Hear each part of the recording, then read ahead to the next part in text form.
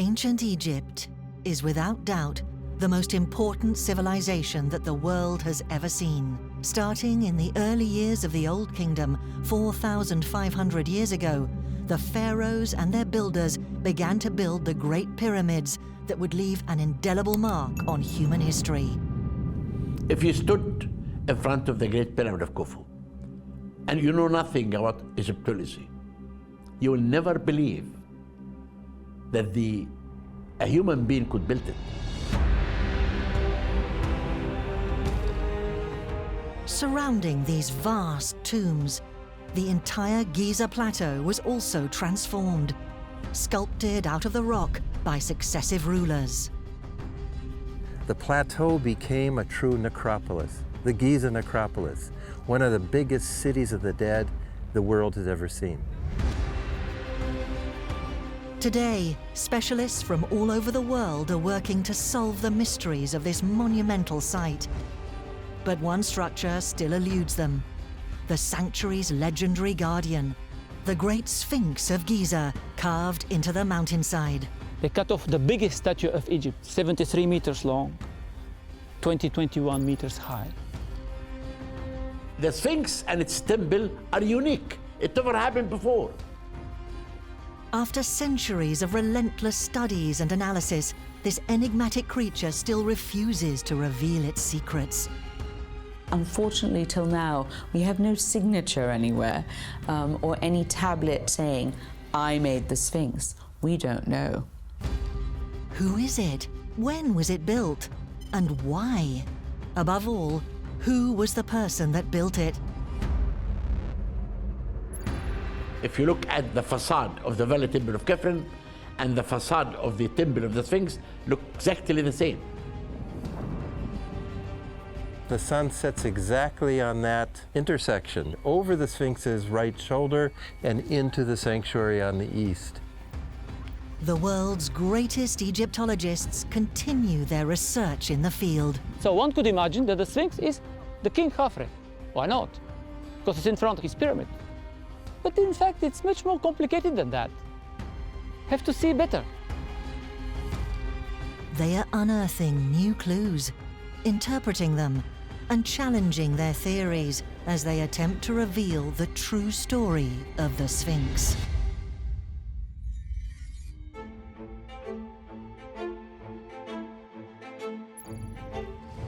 In northern Egypt, just outside Cairo, a legendary site reveals itself on the western bank of the Nile, the Giza Plateau.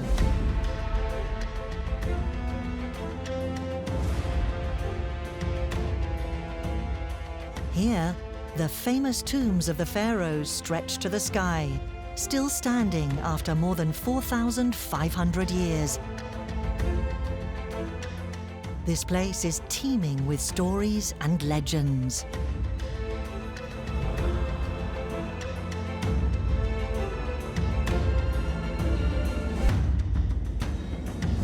The Giza Plateau is dominated by the pyramids, but not less remarkable is the Great Sphinx of Giza, which is on the eastern side, facing out as you approach the pyramids, and it acts as the guardian of the necropolis. Amid these marvels of human history, the Sphinx stands out in all its splendor. A mythical creature with a human head and the body of a lion. Here the Egyptians cut off out of a mountain the biggest statue of Egypt, 73 meters long, 21 meters high. So here we are with a huge monument which stayed forever. What makes the Sphinx of Giza unique is that it was carved directly out of the rocky plateau in a single block, an incredible feat for the time. Standing more than 20 meters tall and 73 meters long, it's the largest monolithic statue in the history of humankind. Here we see the mountain cut off, with the stones removed to make space to cut the Sphinx inside. And the mountain it was clear it was much bigger. It was a kind of hill, maybe something similar to what we see behind. So they searched for the best quality of the mountain, which is the head of the Sphinx. It's really the best. Then they discovered that the lower layers were a little bit more softer. But anyhow, they succeeded to cut off one of the most impressive monuments in Egypt. According to experts, it would have taken around 1 million hours to sculpt something like this out of the rock, using burins, bronze chisels, and wooden mallets. Today, the Sphinx sits in all its majesty, surrounded by the very rock that made it, captivating visitors from all over the globe. For historians and archaeologists, it's one of the most studied sculptures of the ancient world. And yet, after centuries of analysis, Giza's mythical guardian still refuses to give up its secrets. For all its fame, we still know very little about it. There are no clues or inscriptions to hint at its origins. Who is it? When was it built? And why? And the greatest question of all, who was responsible for its construction? We're speaking about the identity of the Sphinx, who it represents, who built it, because we just don't have a document. We don't have a stele or another stone or temple saying, I built the Sphinx in this year, that year, it represents this and that. We just don't have it today. But until there, we can just have to establish who is the Sphinx according to our knowledge and compare. Archaeologists are constantly refining their research and their theories with one goal in mind: to reveal the identity of the builders of the Sphinx. To do this, they will have to wind back the clock and search for clues that may be scattered throughout history.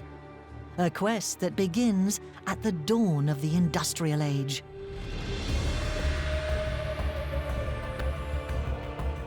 In the early 19th century, this monumental statue watching over the pyramids looked nothing like the one we know today.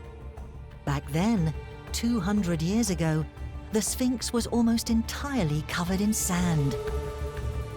Anyone who came across it saw nothing but a head rising from the desert. In modern times, during the 18th and the 19th century, the Sphinx was just known with his head.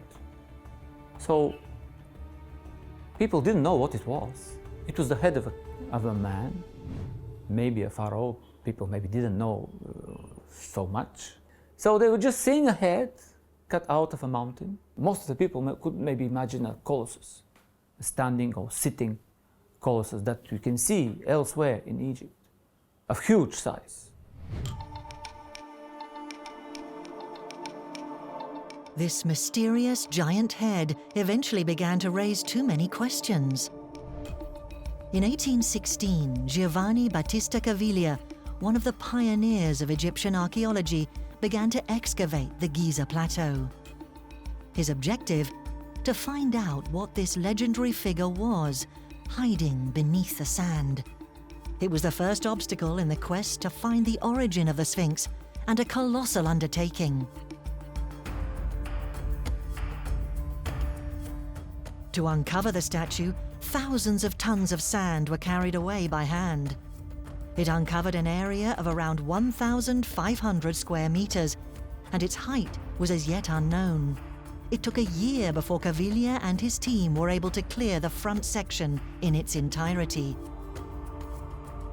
In 1817, Caviglia cleaned in front of the Sphinx, and then they discovered that it has an animal's paws of a lion. For the first time in centuries, if not millennia, a part of the statue's enigmatic body was finally revealed. But shortly afterwards, perhaps even the following year, the Sphinx was once again covered by sandstorms. Scores of archaeologists took up the task so that this incredible discovery could continue. With every attempt, it was only partly revealed, only to be buried once more, as if the guardian of Giza wanted its secrets to stay hidden. There was a lot of clearing away of the head and the shoulders of the Sphinx because they wanted to make measurements and better understand this extraordinary statue. And again, more sand came a multitude of times, and people have then cleared it away again and again. On January the 7th, 1926, a century after the first attempt, an extraordinary clearing operation led by Egyptologist Emile Barrès was finally able to fully unveil the mysterious statue of Giza.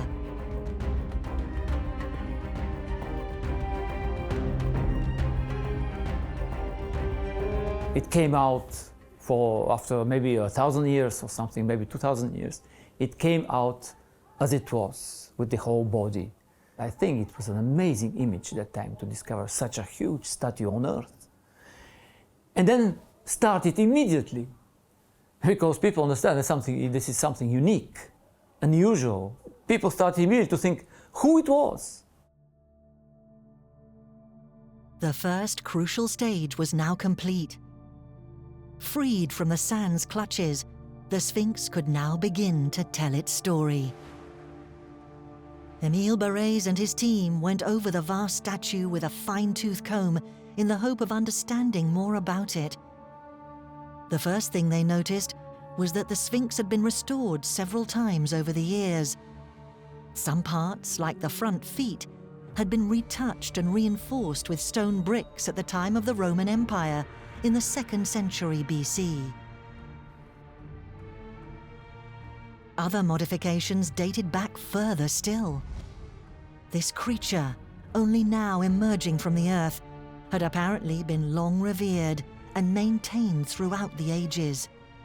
But another discovery would allow the scientists of the time to travel back even further and more precisely through the years.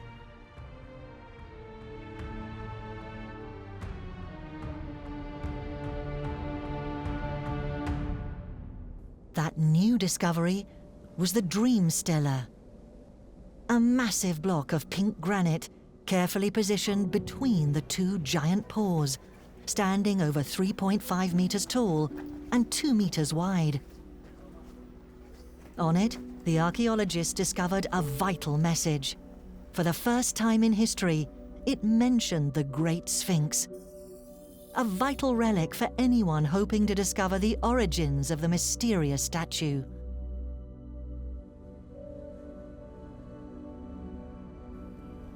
This stele, cut out of a granite stone, was carved by a king called Thutmose IV.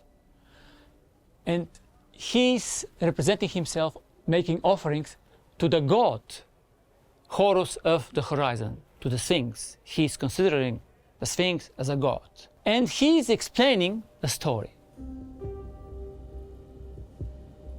The king was hunting in the Valley of the Gazelles, it's about southeast of the Sphinx. And he was hunting and hunting and hunting, and then he was really tired, and he came to rest in the shadow of the Sphinx's head and fell asleep. And there he had a dream in which the Sphinx came to him and said, "If you clear the sand away from me, you will become king of Egypt." Because at that point, he was not the heir, he was just a junior prince. So, according to the dream stealer, Thutmose cleaned away everything around the Sphinx, he did some restoration, and then he became king because his older brother died. And then he erected the dream stealer, telling the story of how he had been the chosen one. It is really a propaganda, because he's saying, I was placed here by the god Sphinx. He's a kingmaker. Most probably had difficulties to succeed. You know, succession of a pharaoh is not always easy. So Thutmose is saying that it was because of the god Sphinx he became a king. And the central line is saying exactly this. If this story is true, the idea of digging the Sphinx out of the sand had already been raised many years before. In fact, we know that Thutmose IV reigned over Egypt at the start of the 14th century BC during the Golden Age of the 18th dynasty, a period when the Kingdom of Egypt was reunited, dominated the region, and when the stakes of holding power were very high indeed.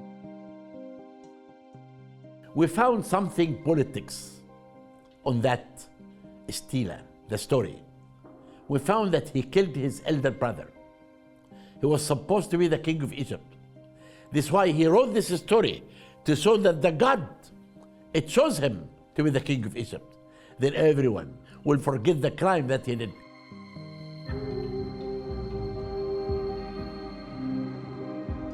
While the Dream Stela tells us about the political events taking place around 1400 BC, it also proves that the statue already existed at that time, almost 3,500 years ago. All Thutmose IV did was make use of an earlier religion to justify his place on the throne. Our search for the original builders of the Sphinx will therefore take us back even further into the past. It's time for us to leap back another 1,000 years.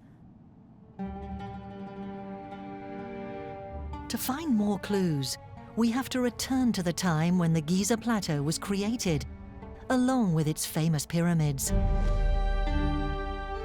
To study the Sphinx's environment and examine the layout of this legendary site, where everything seems to be connected. Even today, scientists are still scouring the area, hoping to uncover its secrets. Scientists like Mark Lenner, one of the world's leading experts on the constructions in Giza.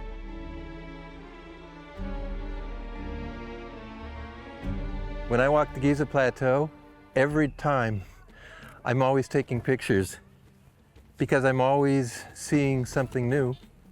It's like my notebook. I take it with me all the time, and I'm always taking pictures, even if it's the same picture that I've taken many, many times before. So like right now, I'm seeing we're right on the diagonal of the Great Pyramid of Khufu. And one interesting thing about the relationship between the Great Pyramid and the Sphinx is that the diagonal points right at the Sphinx to the southeast. And so, for example, if I take a picture of this perspective and then one of the Sphinx, the two pictures suggest to me that I should look again at that alignment. According to experts, almost all of the Giza Plateau was sculpted during the 4th dynasty, around the year 2500 BC.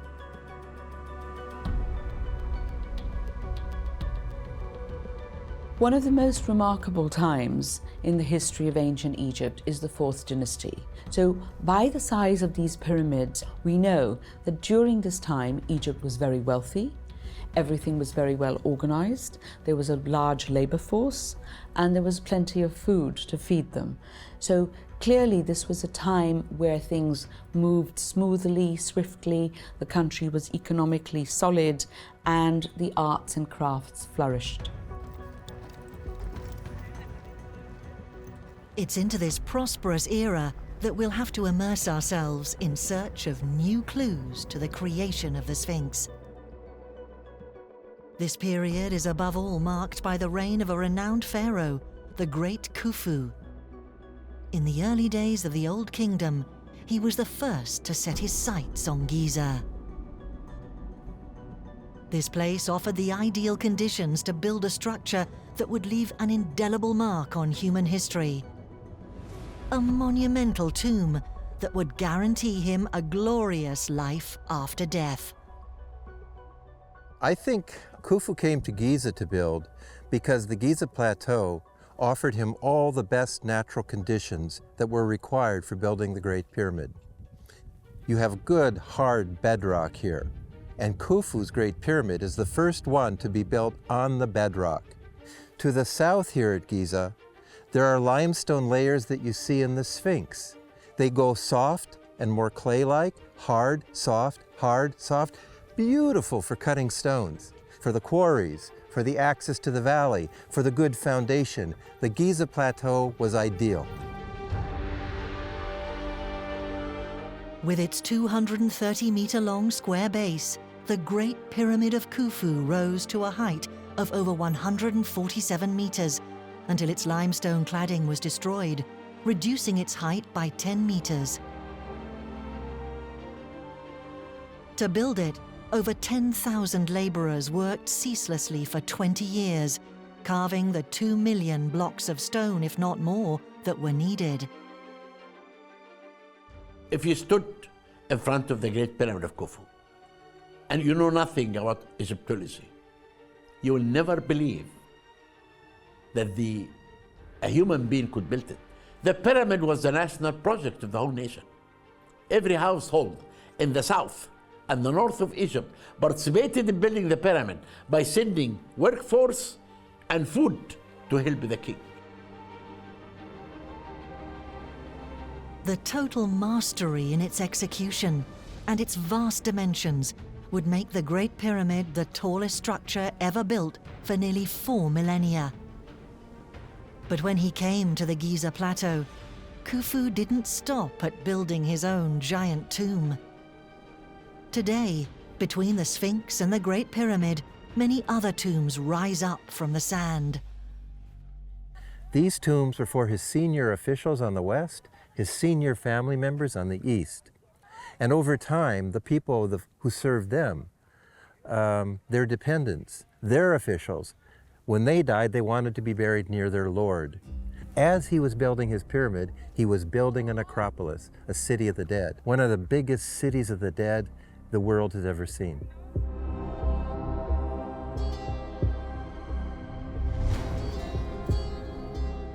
Thanks to Khufu, the Giza Plateau became the focal point of power and memory for ancient Egypt. He left such a mark that his son Khafre followed suit. Around the year 2500 BC, when he came to the throne, Khafre began to construct a pyramid of his own.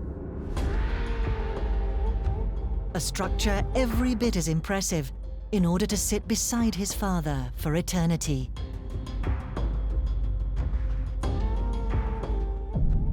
The building of Giza's funeral complex was a gradual process. A few years later, Menkaure, the son of Khafre, added his own Great Pyramid. It took just 3 generations for this legendary site to take shape in the form that we know today. It is extraordinary that one family, in the space of about 60, 70 years, had managed to transform the face of Egypt for millennia to come. And the more we have learned, the more we realize that the best question is maybe not how did the Egyptians build the pyramids, but how did the pyramids help to build Egypt? By amassing all these resources, by establishing a bureaucracy, accounting to make these giant pyramids, it put a spin on Egyptian civilization like a giant gyroscope, sending it into a new direction. And it was never the same again. According to Egyptologists, it was almost certainly during this flurry of activity on the Giza Plateau that would change Egypt forever that the Sphinx was carved, as if to offer protection to this nascent necropolis. But there's one thing we still don't know. Which of these ambitious pharaohs ordered its construction? To shed some light on the mystery, we need to take a closer look and carefully observe this guardian of the pyramids. This was the first challenge of Mark Lehner's career. I was determined to come and work here at the Sphinx because I was drawn by the legends of a lost hall of records and the questions of who built the Sphinx and when and why. So I spent every waking moment that I could out here on the Giza Plateau, and especially the area around the Sphinx. It was in 1977 and 78 that I first started working here, actually, and doing archaeology and making maps. I was particularly concerned that nobody had mapped the Sphinx in detail. So we arranged a project to map the Sphinx to scale. As astonishing as it may seem, this structure that had been revered for thousands of years and fascinated generations of archaeologists had never been precisely mapped. So Mark Lenner began the ambitious process of photogrammetry, a technique that uses photography to precisely record the dimensions of an object. In just a few weeks, he was able to produce the first accurate plans of the statue, not just the design, but also the topographic curves, the structure of the rock, and the tool marks left over time. All this work was carried out on the front and the two sides of the body. For the first time, we could see the Great Sphinx in a drawing, like an architectural drawing, to scale. That took 3 weeks, but we couldn't use the photogrammetry to do a bird's eye view, a straight-on map. So I did that by hand, and it took me 2 years. I did a series of drawings, the top of this paw, the top of that paw, the top of the back, the top of the head, and then I put the drawings together through survey like a jigsaw puzzle. The result is this 1:50 map of the Great Sphinx, the master plan, stone by stone. For the first time in history, the Great Sphinx could be studied in detail with scientific precision. What became exciting and satisfying for me was no longer looking for lost civilizations, or even so much the kings and the queens and all the fancy people. What I really loved was capturing ancient realities as they are and freezing them in photographs, line drawings, and then trying to understand what they mean. When you reach the Giza Plateau, one thing is immediately apparent when you examine the Sphinx. The statue, with its lion's body, is perfectly aligned with the Pyramid of Khafre, situated on the higher ground. It's a coincidence that deserves a closer look. Entering this colossal edifice means squeezing along corridors barely big enough for a human being and descending 100 meters beneath millions of tons of rock.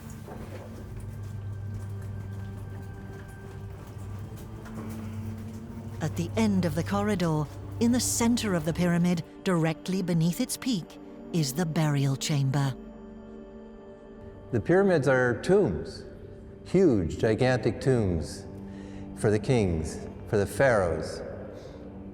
If they were only symbolic tombs, as some think, that the kings weren't really buried here, they're still tombs. There's no getting around that. Every one of them has a sarcophagus, and I think it's very probable this is the sarcophagus where Khafre was laid to rest after he died, for sure after he died, and was mummified. Building tombs such as these was vitally important to ancient faiths, as demonstrated by the enormity of these structures. When a king dies, his son, the successor, comes to power, becomes the new king. And the first thing he's doing, he's making his tomb, his pyramid at that time. Not only the tomb, the place from where he will resurrect, he will climb up to the sky. So this is the first thing, let's say, from the first day, he's choosing a place and starting the building. This is where they thought they were perpetuated and kept alive with their court in the afterworld. The pyramids are tombs for that purpose, but they're not just tombs where you put the king away forever. They are actually like a big resurrection machine where the king and his whole court and society live on in a city of the afterlife. According to Egyptologists, the pyramid and tomb were only one part of each pharaoh's funeral plans. Just like his father, Khufu, Khafre began to construct a whole complex of his own. After beginning his pyramid, Khafre added another pyramid next to the base of its southern edge. To the east, he built his first temple, the burial temple, from which a 495-meter causeway begins. Further down, another temple was built, the Valley Temple, and next to that, the Temple of the Sphinx was built in honor of the great statue. For Mark Lenner, there's no doubt that the Sphinx was also built under orders from Khafre. According to the archaeologist, every piece in this vast complex follows the same construction principles, carved from the same rock and built with the same materials. The Sphinx is part of one set piece, like a sculpture. A sculpture includes Khafre's Valley Temple at the end of his long ramp or causeway made out of the living rock. The foundations of the Valley Temple belonging to the Khafre Pyramid are made out of that same rock in the same place. The temple in front of the Sphinx is made from huge limestone blocks taken from the quarry that created the Sphinx. In fact, the side of the causeway forms the south side of the Sphinx itself.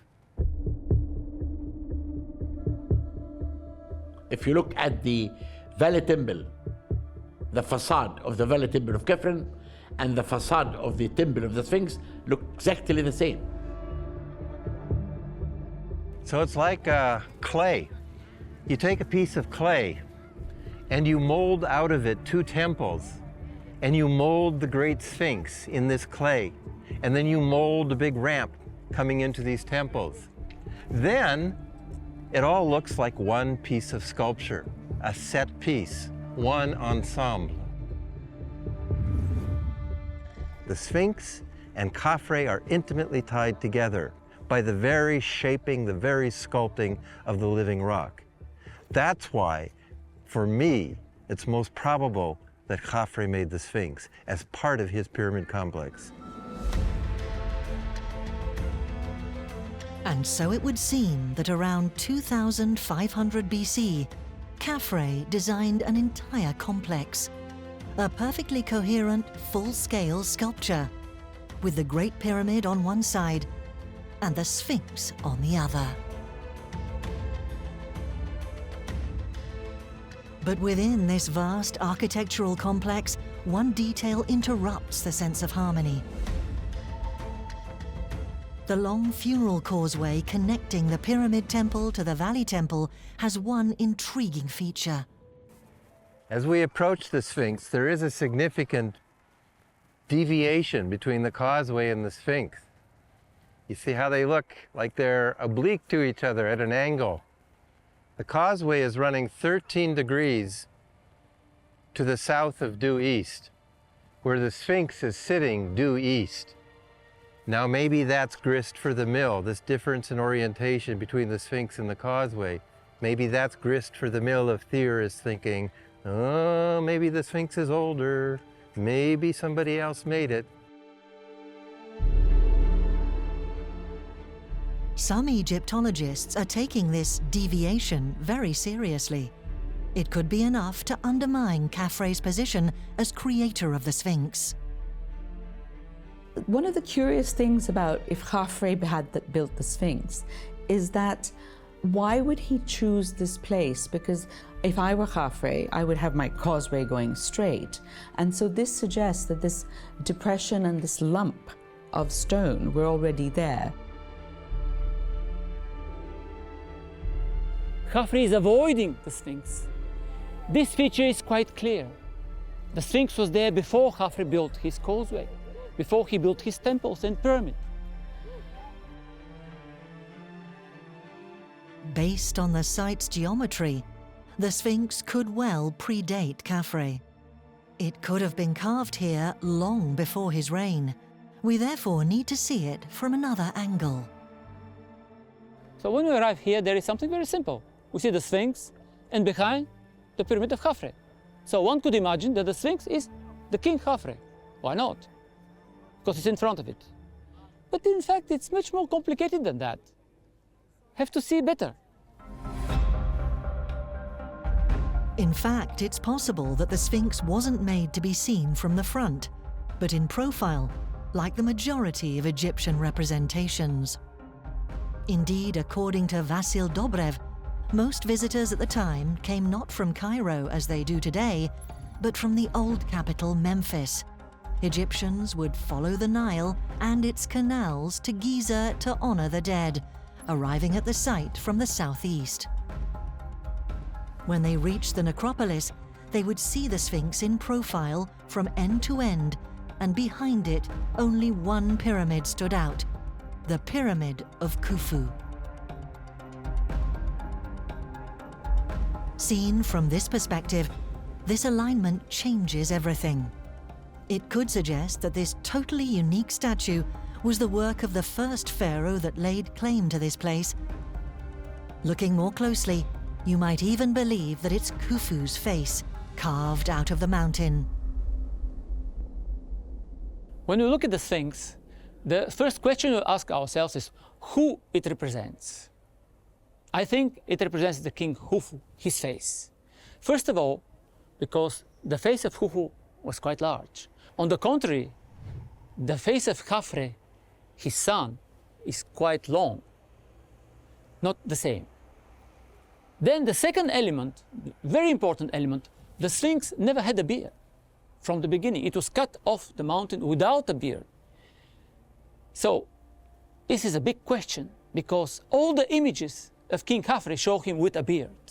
So it is more easy to connect an image of the Sphinx without a beard to Khufu, who never was represented with a beard.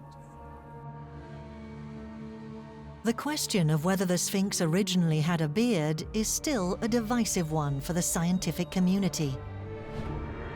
Fragments were found at the base of the Sphinx the last time the sand was cleared. But this beard could well have been added during the 18th dynasty, following Thutmose IV's dream. Other Egyptologists believe that it was quite simply broken off, then reattached at the time. The mystery remains unsolved.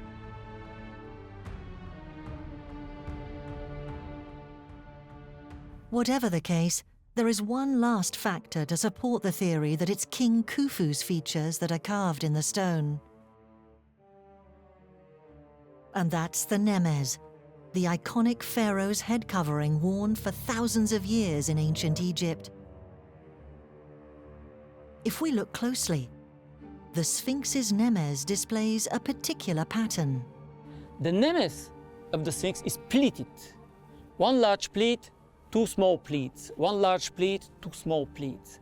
This pattern of pleating the Sphinx, we can find it with a fragmentary statue found in the temple of King Khufu.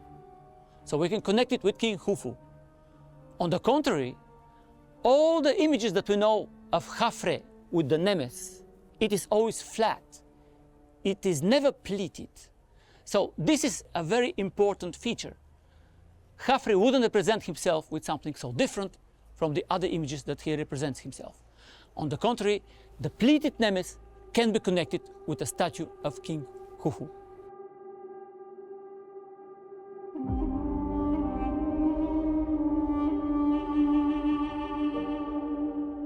For Vassil Dobrev, the identity of the Sphinx is clear, but one question remains.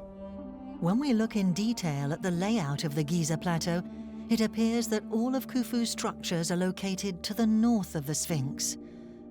Whether it be his pyramid, the different cemeteries, or the huge tombs for the members of his court.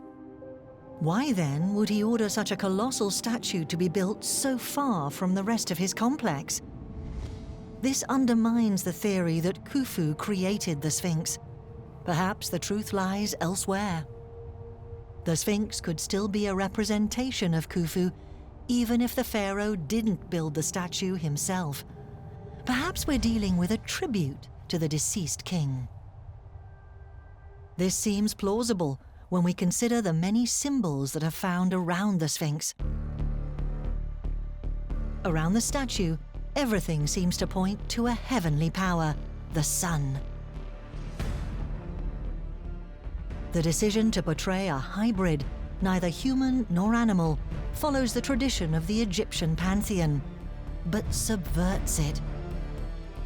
While gods are portrayed with human bodies and animal heads, the Sphinx reverses the roles, placing a human head on an animal body.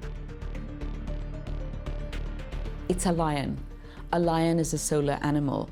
They're golden yellow, they have big gold eyes, and they have this wonderful ruff around their head, which is of course just like the rays of the sun coming out. And the same way that the lion dominates the landscape, so does the sun dominate the cosmos. In addition to its appearance, its perfect east-west alignment also relates to the sun's movements. And more precisely, to its course throughout the day, from dawn until dusk. For Vasil Dobrev, all these signs point to one thing: that King Khufu was deified after his death and connected to Ra, the supreme god of the sun.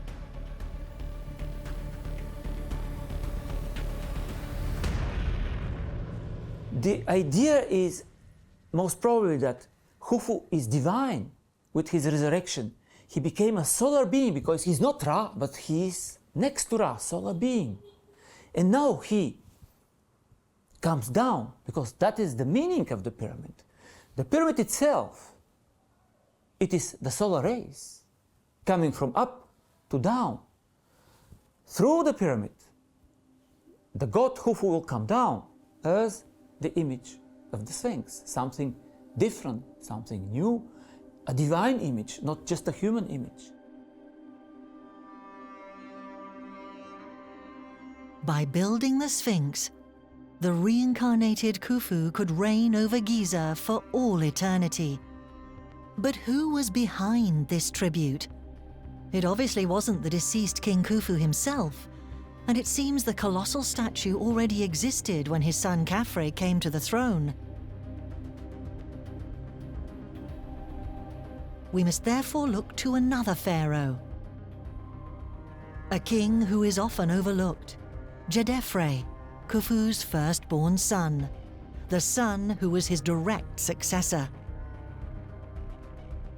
The timing is perfect. His reign was in between that of Khufu and Khafre, making him the perfect candidate. All the more so because he's thought to have been a devout worshipper of the sun. At the time of Djedefre, there is a very important cult for the sun. He himself starts to call him the son of Ra. But when he's saying, I'm the son of Ra, he's assimilating his father, who is now resurrected as the god Ra. Djedefre's close connection to the god Ra strongly suggests he was involved in building the Sphinx, that most sun-like of sculptures.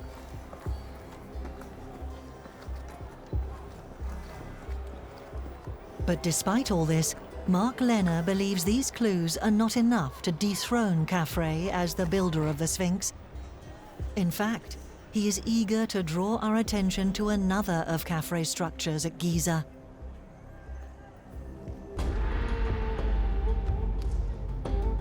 The Temple of the Sphinx, another building in this great complex whose structure is also orientated around the sun and sits right at the foot of the statue.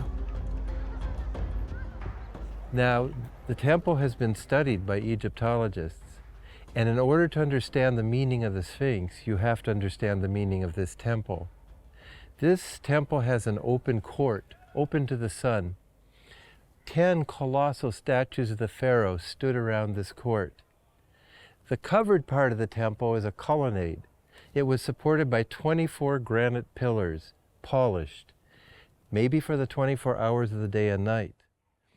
The axis of the temple, defined by the sanctuary on the east and another one on the west, points not at the Sphinx, but it points up the plateau to the south side of the second pyramid, the Pyramid of Khafre. And at the equinoxes, March 21st, 22nd, September 21st, 22nd, the spring and the fall equinoxes, the sun sets exactly on that intersection, the south side of the Khafre pyramid, over the Sphinx's right shoulder and into the sanctuary on the east.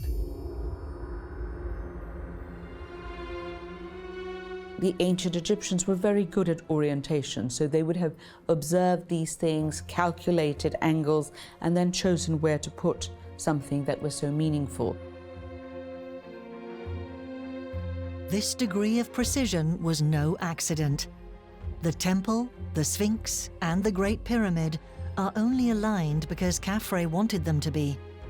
With this in mind, it seems clear that all these structures are part of the same complex, dictated by the movements of the sun. They must therefore be the work of Khafre. It's a convincing theory, but the Temple of the Sphinx has one final feature that Mark Lenner wants us to see. It allows us to connect its construction to that of the Sphinx. This temple was made of huge blocks of limestone that came from the quarry that made the Sphinx itself. It seems the laborers carved out the mountain that produced the Sphinx while also using it as a quarry to build the temple. To shape the Sphinx, they carved out huge blocks of stone, which they then simply moved a few meters away and used to gradually construct the temple. This technique becomes obvious on closer inspection of the building's remaining walls. So this yellow band runs continuously through most of the blocks of the Sphinx temple. We call these type 8 blocks with the yellow band. We know they came from this part of the Sphinx, right across the chest. And they run continuously through the temple walls because as you cut blocks weighing 100 tons from the quarry that created the Sphinx, and you move them down ramps onto this lower floor for baking the walls of the Sphinx temple, you don't have a lot of opportunity with 100-ton blocks to just scramble them up. So it makes sense that they're being put in sequence as they're starting to shape the Sphinx. And what is certain by architecture, by archaeology, is that the Sphinx temple was built after the Khafre Valley temple was already complete. So if the Sphinx temple and the Sphinx are being completed at the same time, and the Khafre Valley temple is already completed, it means the Sphinx was created in the reign of Khafre, and probably late in his reign. It all points to Khafre.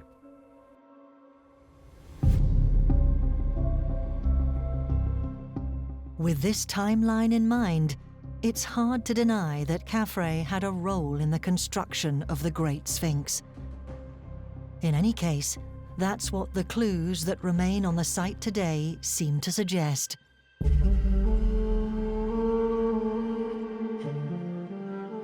For 4,000 years on the Giza Plateau, the Sphinx has puzzled and fascinated everyone who comes across it.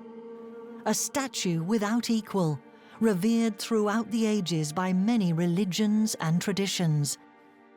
It was a very important image that was resurrected when it was already 1,200 years old. So already it was a national symbol. It's where kings came to be ordained, the way popes go to be ordained at the Vatican. Kings would come here in the first year of their reign for the ancient Sphinx to say, yes, I endorse your kingship. So the Sphinx has had a very complex history and a very interesting relationship, not just as a god who was worshipped by the ancient Egyptians, but by a fearsome figure of the pharaonic past, filled with magic and power for all the people who lived in Egypt, a great curiosity for other people from abroad to come and experience, and of course the object of study for scholars and antiquarians. Even today, archaeologists and Egyptologists are still working to understand the original purpose of this staggering sculpture. The Sphinx was built by Khafre to worship his father, Khufu, who rises and sits as the sun god from the temple in front of the Sphinx.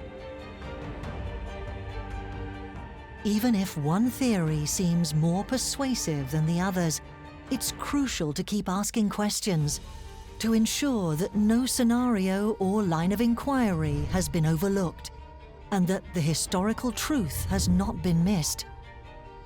Khufu? Djedefre? Khafre? Only one thing is certain. Within a matter of years, this family achieved something incredible, changing the face of Egypt forever and leaving an indelible mark on human history.